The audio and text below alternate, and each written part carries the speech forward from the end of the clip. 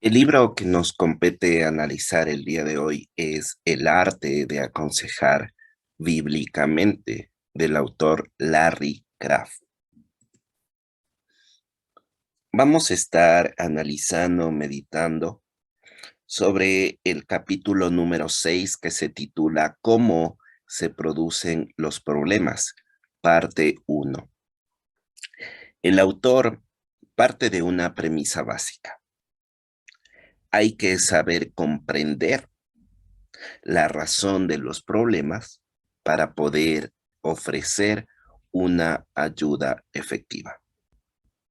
En este sentido, el autor nos menciona que se puede afirmar, se puede apoyar a través de varias técnicas el caso que la otra persona nos esté contando, pero sin haber estudiado a fondo y con claridad el por qué se producen los problemas, nuestros esfuerzos serán infructuosos. Esta es la premisa de la que parte el autor. Una mejor comprensión de la razón de los problemas nos ayudará a ofrecer una ayuda efectiva. De lo contrario, nuestros esfuerzos serán infructuosos. Es así que el autor plantea el objetivo de este capítulo. Y el objetivo es presentar un modelo de conducta humana, un modelo que nos permita entender el cómo se producen los problemas. El consejero que entienda la manera de la aparición del origen de los problemas tendrá más posibilidad de entender a la persona que acude a él. El comportamiento humano y los procesos mentales en sí seguirán siendo un misterio, son un misterio. Sin embargo, un buen modelo de comportamiento humano servirá para proveer una cierta medida de precisión en nuestro esfuerzo por comprenderlo. Si bien el comportamiento humano va a ser un misterio, es necesario que nosotros nos planteemos un modelo que nos facilite su entendimiento. El autor plantea en este modelo un primer concepto, y este primer concepto es la necesidad. El autor menciona que todos los seres humanos, al ser seres sociales, al ser seres físicos, al ser seres personales, nacemos y a lo largo de toda nuestra existencia vamos a tener necesidades, vamos a tener algo que satisfacer. El autor hace una distinción entre necesidades físicas, que es todo lo que permite mantener al cuerpo con vida. Son esos elementos básicos que necesita el cuerpo humano para vivir, para tener vida. Entonces, en este sentido, el agua es una necesidad física, el alimento es una necesidad física, la vestimenta es una necesidad física. Sin ello, el cuerpo no podría mantenerse con vida. También menciona el autor a las necesidades personales, que son todas aquellas necesidades que se requieren para la supervivencia, ¿sí? El autor menciona que existen necesidades personales primarias y necesidades personales secundarias o adquiridas. Ejemplos de necesidades personales primarias son la significación, este sentido de identidad, de pertenecer a algo, y también la seguridad. Las necesidades secundarias o adquiridas, dice el autor, que son los medios para satisfacer las necesidades primarias.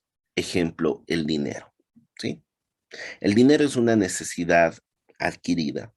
Necesito, requiero el dinero para satisfacer necesidades primarias. Por ejemplo, necesito el dinero, ¿sí? Para comprar algo que me haga sentir seguro. Las razones pueden ser correctas o incorrectas, ¿de acuerdo? Pero esta es la distinción. El autor nos menciona que el consejero necesita saber la diferencia entre estas necesidades personales primarias y necesidades personales secundarias. Es necesario saber aquello porque cuando una persona esté dando un consejo, necesita saber si esa persona, lo que esa persona manifiesta carecer, es de una necesidad primaria o de una necesidad secundaria. Por ejemplo, nos dice aquí el autor que si esa persona dice carecer de seguridad, necesitar seguridad, estamos hablando de una necesidad primaria, de una necesidad hasta cierto punto esencial. Versus la aprobación. Si alguien nos comenta que está careciendo, que necesita de aprobación, vamos a ver que es una necesidad secundaria o adquirida y no es tan indispensable como la primaria. Entonces hay que saber muy bien esa distinción. Un segundo modelo, segundo concepto que nos presenta este modelo son las motivaciones. ¿Y qué son las motivaciones? La motivación es ese impulso que nos guía para satisfacer las necesidades. Se presenta una necesidad, ¿sí? Pero también con ello una motivación. ¿Para qué? Para satisfacer aquella necesidad. La motivación en sí misma es una energía indefinida y hay que saberla canalizar hacia donde queremos. Las necesidades están allí y yo me veo motivado a hacer cualquier cosa para que mis necesidades sean satisfechas, ¿sí? Ese me veo motivado es lo que conocemos como motivación. En este sentido, el autor es muy claro y nos dice que no hay nada mejor que buscar al Señor para satisfacer nuestras necesidades, aquellas necesidades físicas y personales. Desde aquí el autor está configurando, sí, a dónde debemos apuntar como consejeros. La necesidad lleva a una motivación. Podemos ver acá, todo comienza con una necesidad. Nos lleva a una motivación, ¿sí? Pero también la motivación nos lleva a una suposición básica. ¿Qué es una suposición básica? Es un pensamiento para alcanzar esta meta. Tengo una necesidad, ¿sí? Se lleva a la motivación para actuar y la motivación a una suposición, a un pensamiento. Ahora, esta conducta, esta suposición puede ser inteligente o puede ser ilusoria. Uno podría pensar como consejero y decir, listo, hay que sustituir una conducta irracional, ilusoria, por otra inteligente.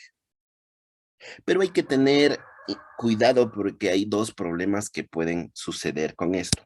Uno, la meta a alcanzar tal vez sea totalmente inalcanzable. Yo me planteo, sustituyo esta conducta por otra conducta, pero quizás esta meta sea totalmente inalcanzable, ¿sí? Por ejemplo, si mi necesidad es el alimento y si mi meta es comer algún plato especial en plena selva y no hay nada alrededor, esa meta de alimentarme con ese plato especial que yo estoy queriendo es totalmente inalcanzable, ¿sí? Y para eso va a haber una respuesta emocional. Ahora, por otro lado, la motivación básica para hacerlo puede ser inadecuada. Estoy queriendo satisfacer esto porque en verdad necesito o es un deseo o un capricho. Entonces, hay que tener mucho cuidado con ello. Los problemas pueden producirse en una conducta orientada hacia una meta, ¿sí? Cuando tenemos ya una conducta orientada hacia una meta, puede producirse en esta parte, ¿sí? Un problema. ¿Por qué? Porque podemos ponernos metas inalcanzables o la motivación básica no es la adecuada. El consejo que ayuda a una persona a alcanzar una meta determinada por un falso supuesto equivale a enseñarle a una pulga cómo picar mejor, ¿sí? Y vamos a verlo esto en el gráfico. Ahí todo comienza con una necesidad personal, necesidad física. Hay una motivación que nos incentiva a satisfacer esta necesidad y aquí tenemos un supuesto básico. Lo que nos dice en esta parte es que si este supuesto básico es falso, sí, vamos a desencadenar en algo que no queremos, ¿sí? En este sentido, nos dice acá el autor, si la meta está señalada en supuestos no bíblicos, en supuestos básicos no bíblicos, el resultado es ya sea una satisfacción parcial, una satisfacción temporal o bien la desesperación. Entonces, vamos a ver. Si este supuesto básico es falso, vamos a tener una conducta falsa orientada hacia la meta. Podemos llegar a la meta, pero si este supuesto básico es falso, es decir, si este supuesto básico no es bíblico, vamos a tener una satisfacción temporal. ¿Y qué sucede con esta satisfacción temporal? En el mejor de los casos, vamos a llegar a sentir una sensación de vacío. Y después adquirimos otra necesidad. Esto se vuelve cíclico. Y el autor menciona que este supuesto básico debe ser bíblico, ¿sí? Para no volver nuevamente al círculo. En el peor de los casos, si se concreta una meta a través de un supuesto básico falso, va a haber una desesperación existencial. Y esta desesperación existencial va a llevar al suicidio. Así que este es el modelo, parte uno que el autor nos indica en este capítulo 6.